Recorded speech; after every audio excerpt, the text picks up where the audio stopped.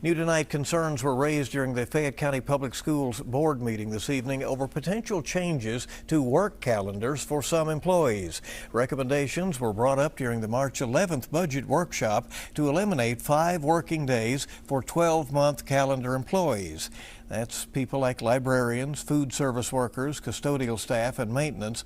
District leaders say the recommendation could save the district about $2 million. But during tonight's meeting, several people raised concerns about how the cuts could impact their ability to do their jobs.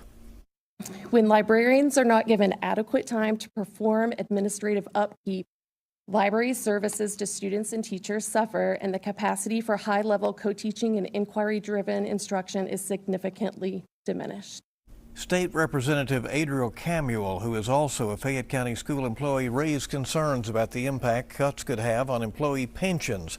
No final recommendations have been made regarding work calendars or next year's district budget. The state